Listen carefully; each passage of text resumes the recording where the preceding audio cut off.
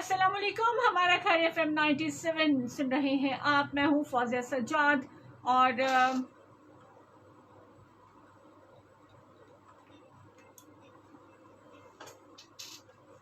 10:07 ہو جاتے ہیں اسٹوڈیو کی گھڑی کے مطابق. میں نے جیسے کہ آپ کو بتایا تھا 10 بجے بجٹ سیشن شروع ہو جائے گا. بجٹ سیشن پہ ڈسکشن شروع ہو جائے گی. کسی تعارف کے محتاج نہیں، بغیر ٹائم ضائع کیے ہم بڑھتے ہیں. بشارت چودھری صاحب کی جانب ایڈوکیٹ ہیں، سینئر تجزیہ نگار ہیں، اور صحافت سے، واقعات سے، تاریخ سے، آپ کہہ لیں ہر چیز سے جو ہے ان کا شغف ہے، اور ہر چیز کے بارے میں بے انتہا معلومات رکھتے ہیں. اور پہلے 1 گھنٹے میں آلریڈی آپ کو بتا چکی ہوں کہ ہم بجٹ کے حوالے سے ان سے بات کرنے والے ہیں. تو ٹائم کو زیادہ سے زیادہ کنزیوم کرنے کے لیے بغیر کسی مزید تمہید کے بڑھتے ہیں بشارت چودھری کی جانب. السلام علیکم سر. جی وعلیکم السلام. کیسے ہیں آپ سر؟ جی اللہ کا شکر ہے. سب سے پہلے تو میں FM 97 کے تمام لسنرز کو اور FM 97 کی پوری ٹیم کو فوزیہ میں مبارکباد دیتا ہوں کہ انہوں نے اپنی اس روایت کو برقرار رکھا کہ جب بھی کوئی قومی ایشو ریز ہوتا ہے، جب کوئی کرنٹ ایشو پہ کوئی بات ہوتی ہے، تو FM 97 کی ٹیم اس کے لیے خصوصی نشریات کا اہتمام کرتی ہے. بہت شکریہ سر. اور آج میرا آپ کے ساتھ پہلا پروگرام ہے جی.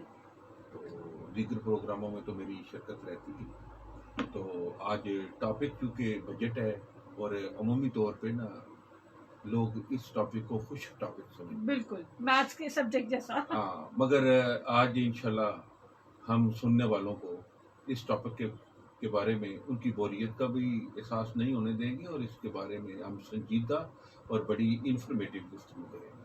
صحیح. ویل شروع کرتے ہیں سر. نیشنل جو بجٹ ہے، قومی بجٹ ہے ہمارا، اپوزیشن کی جانب سے ایز یوزول اس پہ تنقید کی جا رہی ہے، اور یہ ہم سالوں سے دیکھ رہے ہیں. ہمارے بچپن میں بھی یہی ہوتا تھا، بجٹ آتا تھا، شور ہوا کرتا تھا، اپوزیشن اسے ریجیکٹ کرتی تھی، مسترد کرتی تھی. گورنمنٹ اور اس کے فیور میں جو لوگ ہوتے تھے یا ان کے اینکرز یا جو بھی فیور میں مطلب پارٹی کے ورکرز ہوتے تھے، وہ کہتے تھے بہترین بجٹ ہے. تاجر جو کہ گورنمنٹ کے حق میں ہوتے ہیں یا مطلب ان میں سے کچھ جن کو فائدہ لگ رہا ہوتا ہے، وہ اس کو بہترین قرار دیتے ہیں. عوام کو آج تک سمجھ میں نہیں آئی کہ بجٹ میں ہے کیا، یہ کیا سین ہے. عوام کو مطلب کیوں نہیں سمجھ میں آتا کہ بجٹ کیا ہے؟ فوزیہ پہلے سب سے تو آج میں کوشش کروں گا کہ اس گفتگو میں کھری اور سچی بات کی جائے، تاکہ لوگوں کو یہ جو ہوتا ہے نا لفظوں کا ہیر پھیر، اعداد و شمار کی یہ ساری بھول بلیاں، اس میں الجھانا نہیں ہم چاہتے. صحیح. بجٹ کے بارے میں ایک بات آپ ذہن میں رکھیں کہ کسی زمانے میں لوگ بجٹ کا انتظار کرتے تھے. بالکل. ان کو بجٹ پہ اعتماد ہوتا تھا، ان کو بجٹ پہ یقین ہوتا تھا کہ اس وقت اس سال کے لیے جو منصوبہ بندی گورنمنٹ نے طے کر لی ہے، پورا سال اسی منصوبہ بندی کے تحت جو ہے وہ ٹیکسز ہوں گے اور رعایتیں ہوں گی، اور نئی جو مہنگائی کی لہر ہے یا اس میں قیمتوں میں اضافہ وہ نہیں ہوگا. لہذا لوگ بجٹ کا انتظار کرتے ہیں. میں پچھلے چند سالوں سے، چند دہائیوں سے دیکھ رہا ہوں کہ اب بجٹ کچھ بے معنی ہو گیا ہے. منی بجٹ آ جاتا بعد میں، کیونکہ بجٹ سے پہلے، بجٹ کے بعد جو منی بجٹ پیش کرتے ہیں اور ٹیکسیشن کا جو نظام انہوں نے انٹروڈیوس کرایا ہوا ہے، اس میں صرف بجٹ جو ہے نا وہ کہتے ہیں نا ایک صرف ایک دکھلاوا ہے، اور دکھلاوے کے علاوہ ان اعداد و شمار کے پہ ہم کوئی بلیو نہیں کر سکتے. صحیح. دوسری بات جو سب سے اس وقت عام ہے، اس وقت پاکستان جو ہے نا اس کو قائم ہوئے جتنا عرصہ ہو گیا، جتنے بھی بجٹ بنے، فوزیہ اس وقت پاکستان جس اقتصادی بحران سے گزر رہا ہے، اس سے پہلے یہ نہیں تھا. صحیح. بالکل صحیح. آپ ایوب خان کا دور دیکھ لیں، آپ ذوالفقار علی بھٹو کا دور دیکھ لیں، آپ ضیاء الحق کا دور دیکھ لیں، آپ محترمہ بے نظیر کا دور دیکھ لیں، نواز شریف کا دور دیکھ لیں. سیاسی وابستگیوں سے بالا تر ہو گیا. پاکستان اس وقت اپنے بدترین اقتصادی دور سے گزر رہا ہے. پاکستان کبھی بھی گرے لسٹ میں نہیں گیا. دیکھو نا، پاکستان کی ایک ہسٹری ہے. صحیح. پاکستان کی معیشت پاکستان میں قید سالی بھی رہی ہے، پاکستان نے 2 جنگیں بھی لڑی ہیں، 1965 کی وار بھی لڑی ہے، 1971 کی وار بھی انڈیا کے خلاف لڑی ہے، کشمیر میں بھی جنگیں جو ہیں وہ پاکستان فیس کرتا رہا ہے، اور پاکستان نے دنیا سے سب سے بڑی دہشت گردی کا پاکستان نے مقابلہ کیا ہے۔ صحیح۔ اور دیکھ لیں افغانستان میں دہشت گردی کے خلاف نیٹو ساری ان کی متحدہ دوستوں کی ساری افواج مل کے لڑ رہی تھی۔ پاکستان دنیا کا واحد ملک ہے جس کی افواج نے بغیر غیر ملکی امداد کے دہشت گردی کا مقابلہ کیا بالکل، اور دہشت گردی کا خاتمہ کیا۔ صحیح۔ اتنی سختی اور اتنی مجبوریوں کے باوجود پاکستان کی معیشت گرے لسٹ میں نہیں ہے۔ اس وقت پاکستان گرے لسٹ میں شامل ہو چکا ہے اور پاکستان کی کوشش ہے میں گرے لسٹ سے نکلوں، مگر پاکستان کے جو دشمن ہیں، جو پاکستان کے مخالف ہیں، وہ اس کو گرے لسٹ سے بلیک لسٹ میں دھکیلنا چاہ رہے ہیں۔ صحیح۔ اور یہ جو گرے لسٹ میں پاکستان گیا ہے نا، یہ ایسے نہیں گیا، اس کی باقاعدہ منصوبہ بندی ہوئی ہے اور پاکستان میں ایسے حالات پیدا کیے گئے ہیں۔ صرف ہماری یہ کمزوری رہی ہے، ہمیں جس چیز کا افسوس ہے کہ ہمارے جو تھے نا رہنما، جن کے ہاتھوں میں باغ ڈور تھی، پالیسی ساز تھے، وہ اس سچویشن کا ادراک نہیں کر سکے۔ اور میں بغیر سیاسی وابستگیوں کے، بغیر کسی کو کنڈیم کیے ہوئے، میں سمجھتا ہوں کہ اس میں سابقہ حکومتوں کی پالیسیوں کا اثر ضرور ہے، مگر یہ کوئی طریقہ نہیں ہے کہ آپ ہر وقت ماضی کو بنیاد بنا کے روتے رہیں، میرے والدین نے یہ کیا، میرے بہن بھائیوں نے یہ کیا، میں اس لیے پڑھ نہیں سکا، میں اس لیے آگے نہیں بڑھ سکا۔ نہیں، جب اللہ تعالیٰ نے آپ کو موقع دیا ہے تو سب سے پہلے دیکھنا ہے کہ ہم نے کیا کیا۔ صحیح۔ فوزیہ، اس وقت جو پاکستان میں اقتصادی بحران ہے، اس کو اگر ہم سٹیپ وائز دیکھیں تو پہلا فیصلہ جو تحریک انصاف کے سب سے بڑے منجے ہوئے سیانے اور جس بندے پہ عمران خان کو بہت ناز تھا، وہ اپنی ٹیم کا نا اس کو سرخیل سمجھتا تھا، اس کا نام ہے اسد عمر۔ اور اسد عمر سے واقعی عمران خان کی بہت امید تھی، پبلک کی بھی بہت تھی، اور کیونکہ اسد عمر پبلک، کیونکہ عمران خان اس کو انٹروڈیوس ایسے کرا رہا تھا نا، جب قائد کسی شخصیت کی تعریف کرتا ہے نا تو پبلک کو اس سے امیدیں لگ جاتی ہیں کہ جب قائد تعریف کر رہا ہے تو ظاہر ہے اس میں کچھ نہ کچھ تو بات ہے۔ وہ یہ کہ اسد عمر سے بنیادی غلطی پتہ کیا ہوئی، اس وقت یہ ادراک ہی نہ کر سکا، یہ سمجھ ہی نہ سکا کہ دنیا میں اپنے معاشی نظام کو بہتر کرنے کا جو سب سے سستا اور آسان ادارہ ہے نا قرضے لینے کا اور سسٹم کرنے کا، وہ I M F. I M F جو ہے اس کی شرائط کڑی ہوتی ہیں، مگر وہ ملکوں کو اپنے پاؤں پہ کھڑا کرتا ہے۔ جیسے ڈاکٹر مریض کو صحت یاب کرنے کے لیے نا کچھ ایسی ادویات تجویز کرتا ہے کہ مریض کا دل نہیں کرتا کھانے کو، مگر اس میں اس کی صحت ہوتی ہے۔ آئی ایم ایف کا بنیادی مقصد یہ ہوتا ہے کہ وہ دنیا کے غریب، پسماندہ، ترقی پذیر ممالک کے رہنماؤں کو ایسے اصول وضع کرنے پہ مجبور کرے کہ ان کی معیشت اپنے پاؤں پہ کھڑی ہو۔ مگر اس وقت اسد عمر نے اس چیز کا احساس نہ کیا اور اس نے کہا کہ ہم آئی ایم ایف کے پاس نہیں جائیں گے۔ لیکن سر اسد عمر سے پہلے ہی معیشت جو تھی اس کا نہیں، میں سمجھتا ہوں نا، مگر آئی ایم ایف کے ساتھ پاکستان کے رابطے تھے۔ دیکھو نا، اسد عمر کے بعد پہلے تو خاقان عباسی صاحب ہے نا، خاقان عباسی سے پہلے نواز شریف صاحب ہے، نواز شریف سے پہلے محترمہ بے نظیر ہے۔ معیشت بری ہونے کے باوجود آئی ایم ایف کے ساتھ یہ مل کے پالیسی بناتے تھے۔ اس کا نتیجہ پتہ کیا نکلتا تھا کہ آئی ایم ایف ان کا کچھ بوجھ اٹھا لیتا تھا، ان پہ کچھ شرائط نافذ کر دیتا تھا، یہ گرے لسٹ میں نہیں گرتے تھے، ان کو نہ سنبھالا دیتا تھا۔ اسد عمر اس چیز کا اندازہ نہ کر سکا اور ہم کو بھی یہ بات پسند آئی کہ ہم یہ کشکول توڑیں گے, ہم IMF کے پاس کیوں جائیں, ہم ایک زندہ قوم ہیں, ہم ایک غیرت مند قوم ہیں. ہم ظاہر ہے عوام تو جذبات رکھتے ہیں اور وہ پاکستان کے بارے میں اچھے جذبات رکھتے ہیں. اس کا نتیجہ یہ نکلا کہ ہم کو IMF کے علاوہ دیگر ممالک سے ان شرائط پہ قرضے لینے پڑے جن شرائط پہ پاکستان مکمل نہیں ہو سکتا, اور ہم نے لیے, اور جس سے میں آپ کو بتاؤں کہ آپ نے کسی بینک سے مکان بنانے کے لیے لون لینا ہے, بینک کہتا ہے کہ میں آپ کو 12% یا 13% پہ لون دیتا ہوں, آپ کہتے ہیں نہیں میں بینک سے نہیں لوں گا, اور پھر آپ کی سچویشن یہ ہو جاتی ہے کہ آپ کسی پرائیویٹ فرم کے پاس چلے جاتے ہیں, آپ کی مجبوری سے وہ فائدہ اٹھاتے ہیں اور آپ کو 16% 17% پہ قرض لینا پڑ گیا, آپ کی مجبوری بن گئی. بینک سے آپ نے 13% نہیں لیا تھا, مگر پرائیویٹ فرم سے آپ کو 16-17% پہ لینا پڑ گیا, مجبور ہو گئے. اس کا نتیجہ یہ نکلا کہ آپ کی معیشت پہلے ہی کمزور تھی, مزید کمزور.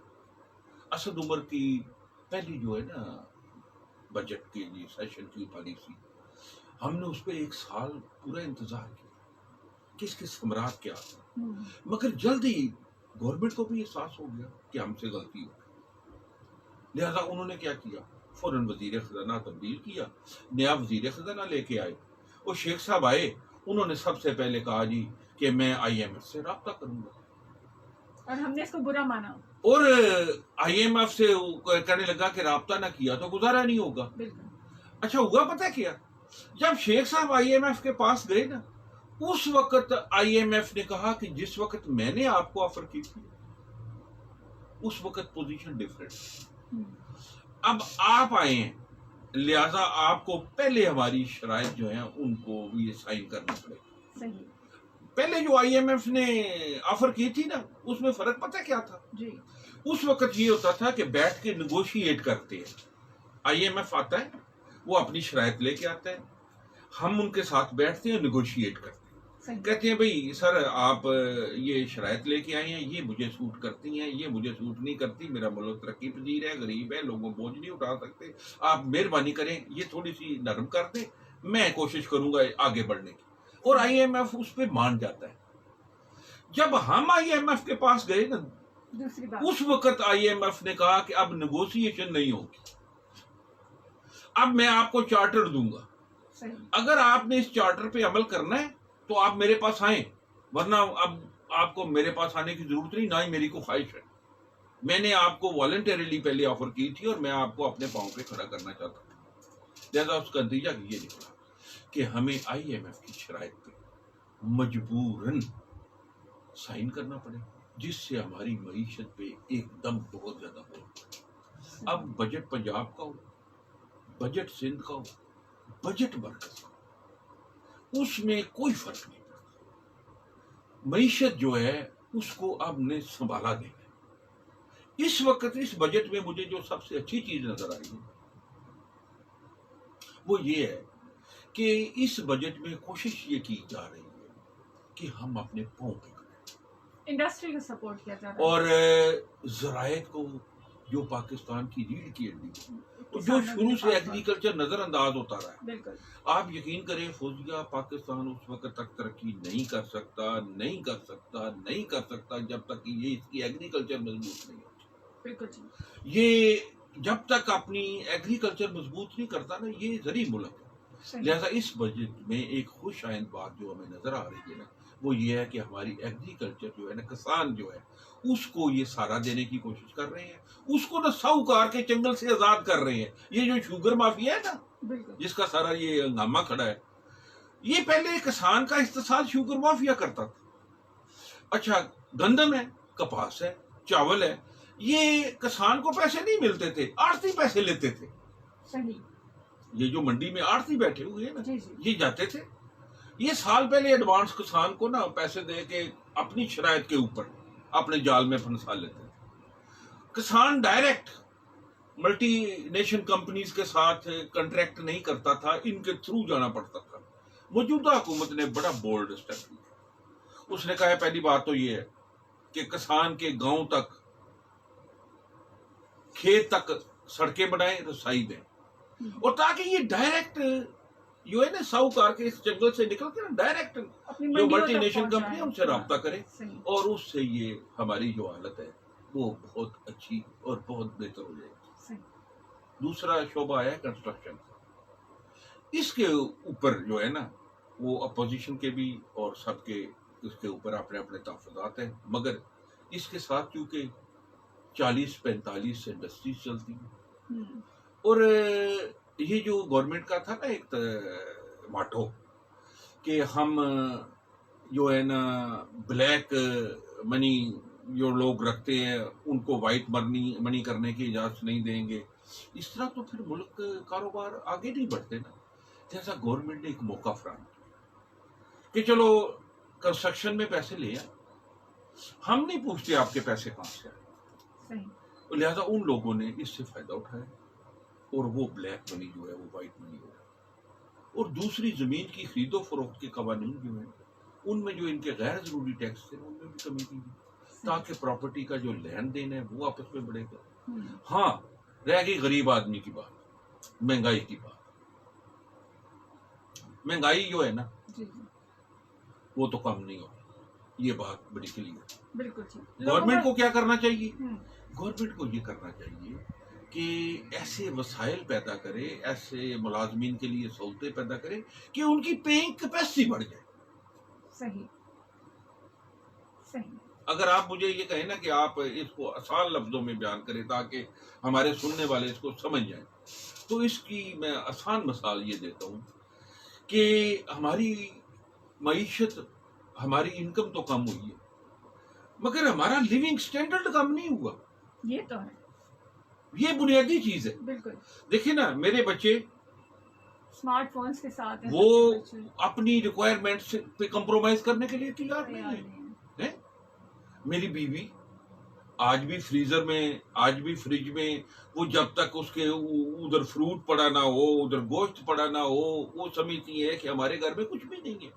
लिहाजा हमारी इक्तिसादी जो आमदन के जराए हैं ना वो कम जरूर हुए हैं मगर हमारा लिविंग स्टैंडर्ड चेंज नहीं हुआ। सही। उसका नतीजा ये निकला है, कि हमें महसूस होता है कि हम पीछे जा रहे, हम वसाइल से मीट नहीं करते, और जब हमारी तलब और हमारी रसद में तवाज़न ही नहीं होगा तो महंगाई का एहसास रहेगा। मगर एक चीज है, आज पेट्रोल 2 रुपए और महंगा हो, तो मुझे अच्छी तरह याद है कि जब पेट्रोल 45 रुपए से 46 रुपए हुआ ना, 46 रुपीज, 45 से 46 रुपीज हुआ ना, तो आप यकीन करें मुल्क में एक हंगामा खड़ा। पहले लोग प्रोटेस्ट भी तो करते थे सर, मतलब चीनी महंगी हो गई है तो बाइकआउट कर दे, हाँ, मिलके करते थे। अब फर्क नहीं पड़ता, अब लाइट नहीं आती तो जनरेटर चला, आदि हो गई है ना। अच्छा, मैं बात जो बता रहा हूँ, लोगों ने प्रोटेस्ट किया कि जी ये 45 से 45.5 रुपए क्यों हुआ है, सिर्फ 50 पैसे पेट्रोल बढ़ा। हंगामा खड़ा हो गया। तो हमारे जो उस वक्त के वजीर खजाना थे उन्होंने कहा कि दुनिया के मुकाबले पाकिस्तान में इस वक्त पेट्रोल सस्ता है, मगर उस वक्त के जो सरबराह ममलकत थे उन्होंने वजीर खजाना से पूछा कि यार हर जगह एहतजाज होता है, लोग मर रहे। उन्होंने कहा सर हमारे लोगों की पेइंग कैपेसिटी बहुत ज्यादा है। उन्होंने कहा ये कैसे? उन्होंने कहा मैंने 45 से 45 रुपए 50 पैसे किया है ना, आप मुझे इजाजत दे सुबह मैं 100 रुपया करूं तो देखें जीटी रोड पे गाड़ियों में कोई फर्क आएगा। सही। उसने कहा कि खुदा के लिए यार ये ना करो, मगर मैंने अपनी आंखों से देखा है, आज मैं पेट्रोल 112 113 रुपए ले रहा हूँ। जीटी रोड पे चलने वाली गाड़ियां या ट्रैफिक के असूल में कोई कमी नहीं है। बिल्कुल। देखिए ना, पेट्रोल महंगा हुआ है ना, तो पहिया को कम चलना चाहिए। बिल्कुल। लोगों को मोटरसाइकिल के अलावा पैदल चलना चाहिए, साइकिल इस्तेमाल करना चाहिए। बिल्कुल। मगर हर बंदा अपनी गाड़ी लेके चल रहा है, एक घर में 4-4 गाड़ियां चल रही हैं। कौन सा घर है जिसके घर में उन्होंने कहा यार पेट्रोल महंगा हो गया है, मोटरसाइकिल को जरा खड़ा हो जाने दो, साइकिल चला लो। हम अपना जो है ना लाइफ स्टाइल, जब तक हम उसमें तवाज़न नहीं लाएंगे ना, یہ مہنگائی کا رونا جو ہے وہ چلتا رہے گا. مگر میں سمجھتا ہوں کہ اس وقت پاکستان کی جو معیشت اگر اس بجٹ کے بعد پاکستان گرے لسٹ سے نکل جائے, بلیک لسٹ کی طرف نہ جائے, پاکستان واپس گرے لسٹ سے نکل آئے, تو اگلا سال جو ہے نا پاکستان کے لیے وہ بڑا شاندار ہے. پاکستان کی انڈسٹری ریوائیو ہو رہی ہے, پاکستان کی ایگریکلچر ریوائیو ہو جائے گی, اور ہمارا جو ہے نا خود انحصاری کا پروگرام, اپنے پاؤں پہ کھڑا ہونے کا پروگرام, یہ میں سمجھتا ہوں کہ یہ اس کا نتائج جو ہیں وہ آنے شروع ہو جائیں گے. مگر ہماری عادت بن چکی ہے کہ ہم قرض کی پی کے نا بہت خوش ہوتے ہیں, اپنے ہاتھ سے کچھ نہیں کرتے. صحیح. چلیں, یہ تو آپ نے سن لیا, سننے والوں نے بھی اور دیکھنے والوں نے بھی, کہ بجٹ جو ہے وہ مجبوری ہے ہماری, اور امید تو یہ ہے کہ اگر یہ سب ریوائیو ہو. میں کالر کو پہلے شامل کر لوں ساتھ. السلام علیکم. وعلیکم وعلیکم السلام. جی رفیق صاحب کیا کہیں گے؟ اوکے جی جی بولیے. 70 سال ہو گیا پاکستان کو بنا ہوئے. اچھا. اور 70 سال ہو گیا عوام کو یرغمال بنایا ہوا ہے سیاسی جاتی. صحیح. میں تو کہہ رہا ہوں کہ یہ مطلب سائیکل استعمال کریں, پیدل چلیں. آپ قابل سانسد ہے نا, تو اسی جاتی کا خرچہ بھی گنے اور عوام کو جو یہ خرچ کرتے ہیں وہ بھی گنے. ایگزیکٹلی. اس کی طرح چاہتے اسی لگا ہوا قومی اسمبلی میں, صدارتی اسمبلی میں, وزیر اعلیٰ ہو, پرائم منسٹر ہو, جاتے ہمارا کتنا کلو میٹر میں ہے, 550 میں بنی ڈالا, کتنے اربوں کروڑوں کی جو مطلب گاڑیاں استعمال کرتے ہیں. ایک وہاں سب میں لگی ہوئی ٹوٹیاں جاتے جو سب چاندی کی لگی ہوئی ہیں, سونے کی لگی ہوئی ہیں. ایک ٹپ دیکھو, غریب آدمی ساری زندگی کی مالی کرو, ان کا نام ہے ٹپ ایک کرو. بالکل جی. قانون کا ماحول یہ حال ہے کہ بیچارے لوگوں کو دو بڑے مکان چلے جاتے ہیں, انصاف لیتے ہیں. انصاف پھر نہیں ملتا. انصاف لینا ہوا, انصاف تک پہنچنا جانا وہ بھی سمجھے کچھ خراب بھی دینے والی بات ہے. بالکل ٹھیک, بالکل ٹھیک. اتنی بات ہے کہ ایک بات پہ بھی تھوڑا سا غور کرے نا کہ عوام کا اور حکومت کا بیان کس طرح ہے. بالکل ٹھیک. عوام بلدیاں نہیں چلا رہے, اس لیے تو وہ عوام کے لیے, عوام کے وہ لڑائیاں صاف کرتے ہیں اور بتایا جو بھی سسٹم دیکھ لیا عوام کا دیکھ لینا, بلدیاں کا کوئی بھی گاڑی کرتا ہے. صحیح. آپ دیکھنا کیا نظام ہے ہمارے, مطلب کیا غریب آدمی انصاف تک پہنچ سکتا ہے, اس کا جواب کون دے گا؟ کوئی نہیں دے گا, عادت ہی نہیں ہے. یہ سب ڈرامے بازیاں 70 سال سے ہم پھنسے ہوئے ہیں. غریب آدمی کے لیے وہ بھی فصلوں کو جانے والا تیار ہے, وہ وہی کھا کے بچ جائے گا.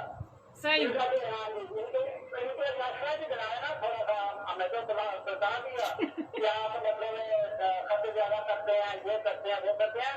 تھوڑی سی حکومت کے فیصلے کی طرف بھی جائے نا. Okay sir. کیا کرتے ہیں کتنے جانتے اسی لگیوں میں اسمبلیوں میں یار آتے غریب آدمی کا پکا چلے بریک بند کرے نا.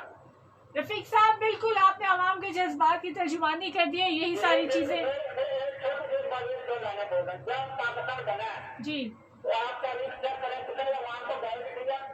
اب وجہ کوئی کسی نے کہیں کو گول لگایا, کہیں کو پھینکا پکڑا, تو یہ اتنے پلان کر کے لوگوں میں اسکیم کریں گے کہ یہ عوام سے ہر بندے کے پاس مکان جائے گا. قانون لانا سمجھ میں نہ دل دیتا ہوں, بندے کا مکان کرے نا. صحیح ہو گیا, صحیح ہو گیا. 10 بندے کا مکان کرے نا, ہر بندے کے پاس مکان ہوگا. کمیونزم ہونا چاہیے پھر تو. آج کمیشن میں کھڑا ہوگا نا کم اسمبلی میں, تو مثال دے دو اس سے بڑے قانون کی. صحیح. کمیشن میں کھڑے ہو تو کربلا میں بولنا آسان ہے, ایک دماغ سوٹ میں کھڑے ہو کے پڑھنا مشکل ہے.